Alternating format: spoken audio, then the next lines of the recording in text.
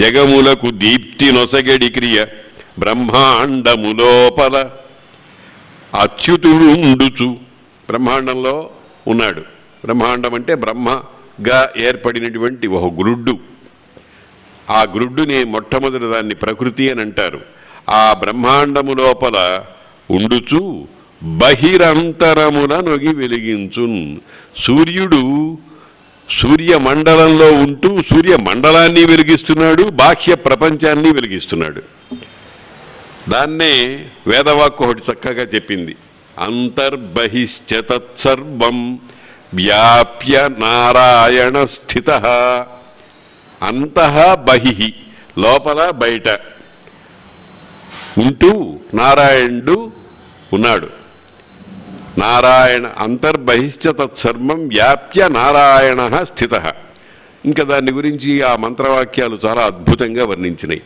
కాబట్టి సాధారణంగా పట్టుకోవటానికి వీల్లేనటువంటి భగవంతుని తత్వాన్ని చెప్పటానికి మహర్షులు అనేకమైనటువంటి ఉపమానాలు, దృష్టాంతాలు, పోలికలు చెబుతూ ఉంటారు. ఇంకొక ఉదాహరణ మనం చూద్దాం. ఇప్పుడు నేను అనే మాట ఉంది. నేను అనేటువంటిది ఈ సుమారు 83 కిలోల దేహంలో రక్తము, మాంసము, మజ్జ, అస్థి, స్నాయువు, వస మొదలైనటువంటి ధాతువులతో కూడినటువంటి శరీరంలో అనేకమైనటువంటి పంచభూతాలు కూడా ఉన్నాయి. ఇక్కడ ఆకాశము, వాయువు, అగ్ని, జలము, భూమి ఉన్నటువంటి ఈ దేహంలో నేను అనేది ఎక్కడ ఉన్నది? ఎక్కడ లేదు. నా కాలి గోరు అన్నాం అంటే నేను అక్కడికి వెళ్ళిపోయినా వెంటనే కాలి గోరు దగ్గరికి. నా పిలక శిఖ యొక్క అగ్రభాగము అన్నాం, నేను అక్కడికి వెళ్ళిపోయినాను. అంటే శరీరంలో ప్రతి అణువులోనూ నేను అనేటువంటి భావన ఏ రకంగా ఉందో పరమాత్మ ఆ రకంగా ఉన్నాడు.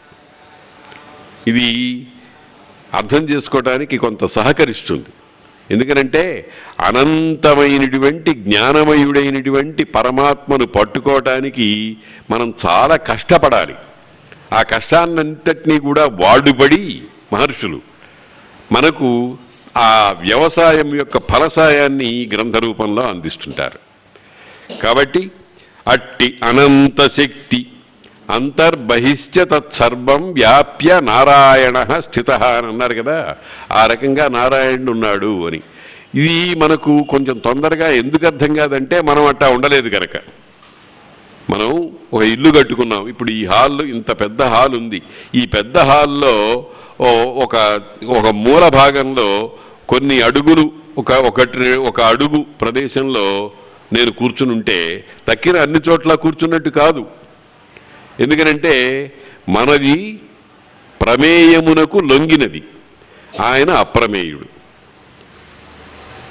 ఇదివరకు అనేకమైనటువంటి సందర్భాల్లో మనం అనుకున్నాం. వస్త్రములో దారము అనేది ఇంకొక మంచి పోలిక. వస్త్రములో దారము అనేటువంటిది దారం లేకుండా ప్రతి అణువు దారమే. ఆ రకంగా పరమాత్మ ఉన్నాడు. పోతప్రోతం అంటారు, పడుగు పేక అని అంటారే, ఆ రకంగా దాన్ని చెప్పడానికి భాగవతం చక్కటి ఉదాహరణలను తీసుకుంటోంది.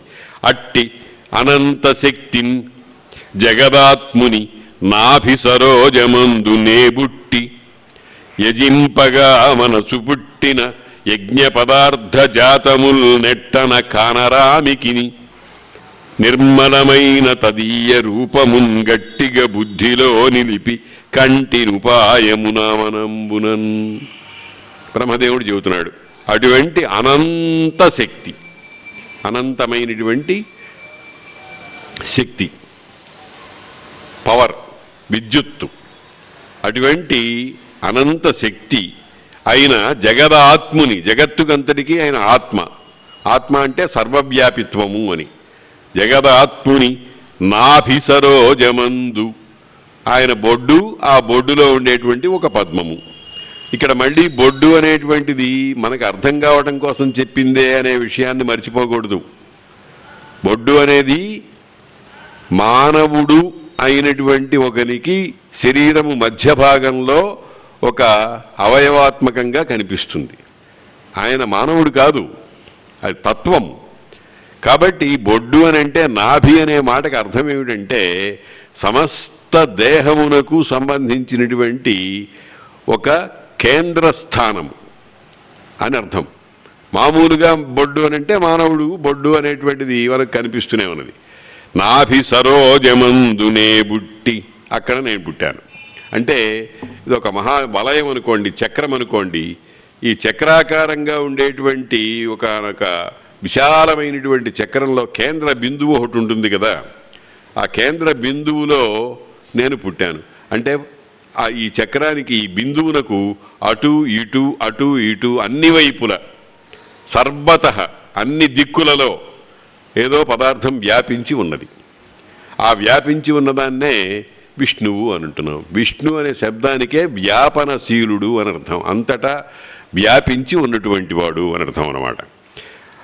పుట్టిన ఆనే పుట్టిన వెంటనే ఆయనకి మనస్సులో ఒక ఆలోచన వచ్చిందిట. ఏమిటది? యజ్ఞం చెయ్యాలి అనే ఆలోచన. యజ్ఞము అనేటువంటి ఆలోచన ఆయనకి ఎందుకు వచ్చిందంటే వేదంలో ఒక మంత్రం ఉంది, ధాత యథా పూర్వమ కల్పయతు. ఒక్కొక్క కల్పంలో ఓ బ్రహ్మదేవుడు వస్తాడు. అంతకు ముందు కల్పంలో ఏ ఏ పదార్థాలు ఏ ఏ రకంగా ఉన్నాయో ఆయా పదార్థాలన్నింటినీ మళ్ళీ వాటిని తీసుకుని మళ్ళీ సృష్టి చేస్తాడు.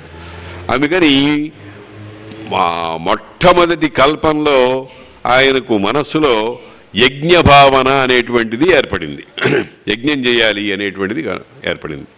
యజ్ఞములో అనేకమైనటువంటి పదార్థాలు కావాలి. ముఖ్యంగా 3: మంత్రము, తంత్రము, యంత్రము. 3 యజ్ఞంలో కావాలి. మంత్రం కావాలి. మంత్రం అంటే ఋగ్వేదము మొదలైనటువంటి వాటిల్లో చెప్పినటువంటి వాక్ సముదాయం. యంత్రము అని అంటే ఆ యజ్ఞం హోమం చేయటానికి తగినటువంటి ధార్యము మొదలైనవి ఏర్పాటు చేస్తారు చూడండి, అదంతా యంత్రము. తంత్రము అని అంటే దానిలో అగ్ని కల్పించడం, బర్హిస్సులు దర్భల్ని అటు 4 వైపులా వేస్తూ ఉండటం, అగ్నిహోత్రాన్ని కల్పించటం, అగ్ని పుట్టించటం. పాతకాలంలో అరణి మథనం చేత చేసేవాళ్ళు. అరణి అంటే 2 కర్రలు, క్రింది పడుకుని ఉన్నట్టుగా ఉండే కర్ర ఒకటి, పైన నుంచునే కర్ర ఒకటి. దీన్ని బాగా మధించగా అక్కడ వేడి పుట్టి ఆ వేడితో అగ్ని తయారు చేస్తారు. దాన్ని అరణి అంటారు. అటువంటి అరణితో మంత్రపూర్వకంగా అగ్నిని రూపొందించి ఆ రూపొందించినటువంటి అగ్నిని అక్కడ ఉంచి దాని మీద కట్టెలు వేసి జ్వాల ఒట్టేట్టుగా చేస్తారు. తర్వాత ఇంద్రాయ స్వాహ, వరుణాయ స్వాహ, బ్రహ్మణే స్వాహ అని ఇత్యాదిగా మంత్రాలు చెబుతూ 4 రకాలైన పదార్థాలు వేస్తూ ఉంటారు. ఒకరు ఆజ్యం వేస్తారు, ఒకరు చెరువు అంటే వండిన పదార్థం, ఒక రకంగా వండినటువంటి పదార్థాన్ని చెరువు అంటారు. మన చెరువు కాదు, నీళ్లు కలిగినటువంటిది కాదు, చెరువు అని అంటారు. తర్వాత కొంతమంది ధాన్యము మొదలైనవి వేస్తారు, కొంతమంది ఓషధి లతలు మొదలైనవి వేస్తారు. ఇట్లా 4 స్వాహ మంత్రం చెప్పి స్వాహాకారం చేసినప్పుడు 4 ఏకకాలంలో దాన్నంతటినీ ఆ పదార్థాన్ని అందులో వేసి హుతం చేస్తారు. దీన్ని తంత్రము అంటాం. మంత్రము, యంత్రము, తంత్రము అనేటువంటి 3 భాగాలతో ఇంకా వీటికి పరికరాలు చాలా కావాలి. శృక్కని, శ్రోమని, ఆజ్యపాత్ర అని, ప్రోక్షణ పాత్ర అని, దర్భలని, ఇంకా అనేకమైనటువంటి పదార్థాలు. మనం మామూలుగా నిత్యాగ్నిహోత్రులని ఉంటారు, నిత్యము అగ్నిహోత్రం చేసేవాళ్ళు. నిత్యము అగ్నిహోత్రం చేయటం అనేటువంటిది చాలా గొప్ప పర్యావరణ పరిరక్షకమైనటువంటి ఒకానొక ప్రక్రియ. మన వాళ్ళు చాలా కాలం పల్లెటూళ్ళలో చేసేవాళ్ళు, ఇప్పటికీ చేసేవాళ్ళు ఉన్నారు నిత్యాగ్నిహోత్రులు. అటువంటి అగ్నిహోత్ర అర్చన చేత పర్యావరణంలో ఒక రకమైనటువంటి సమస్థితి ఏర్పడుతుంది. కనుక బ్రహ్మదేవుడికి పుట్టిన వెంటనే యజ్ఞం చేయాలి అనే సంకల్పం కలిగింది. ఇక్కడ ఇంకొక మాట కూడా మనం అనుకోవాలి. ఈ సంకల్పానికే కామము అని పేరు. ఆ కామము అంటే లోకంలో మనం అనుకునేటువంటి స్త్రీ పురుష సంబంధమైనటువంటి భావన కాదు. కామము అంటే సంకల్పమే. దాన్నే వేదం ఒక మంత్రంలో చాలా చక్కగా చెప్పింది.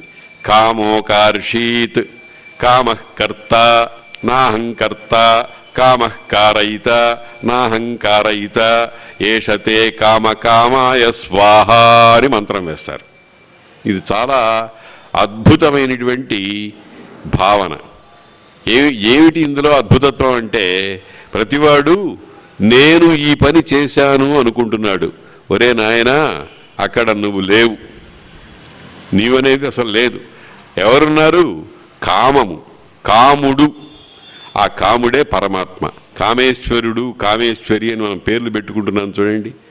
ఆ కామము సంకల్పము, ఆ సంకల్పాత్మకమైనటువంటి స్వామియే కాముడు అనేటువంటి పేరుతో ఉంటుంది. భారతంలో కామగీతలు అని 5 శ్లోకాలు ఉన్నాయి, చాలా అద్భుతమైన శ్లోకాలు. వాటిని గురించి కూడా మనం ఎప్పుడన్నా భావన చేద్దాం. కనుక యజ్ఞము చేయాలి అనేటువంటి భావన వచ్చింది. యజింపగా మనసు పుట్టిన యజ్ఞ పదార్థముల్ నెట్టన కానరామికిని. యజ్ఞం చేయాలి అంటే ఎలాగా? పదార్థాలు కావాలి కదా. ఏదో చిన్న చమత్కారమైన కథ చెప్తారు. ఓ దరిద్రుడు భార్యను గారెలు చేసి పెడతావా అని అడిగాడు. గారెలు దినాలను కోరిక పుట్టింది, గారెలు చేసి పెట్టు అని. ఆ మహానుభావురాలు వేలు చూపించింది. అంటే ఈ వేలు చూపించింది. ఓహో సరే అనుకున్నాడు. గారెలు తిన్నానని భావనామయంగా చేసుకున్నాడు. ఏమిటి అర్థము? గారెలు కావాలంటే మినప్పిండి కావాలి, పచ్చిమిరపకాయలు కావాలి, అల్లము కావాలి, నూనె కావాలి, రుబ్బటానికి సామాన్లు కావాలి. తర్వాత ఆ పదార్థం అంతా పొయ్యి కింద ఉండాలి, పొయ్యి పైన ఉండాలి. ఈ పదార్థాలన్నీ సుమారు ఒక 20-30 పదార్థాలు ఉంటే కానీ గారె అనే పదార్థం తయారై బయటికి రాదు. అయ్యా, నువ్వు అవన్నీ సమకూరిస్తే గారెకు చిల్లు పెట్టడానికి వేలు మాత్రం నాకుంది, ఇంకేం లేదు అన్నది ఆమె. అది సంగతి.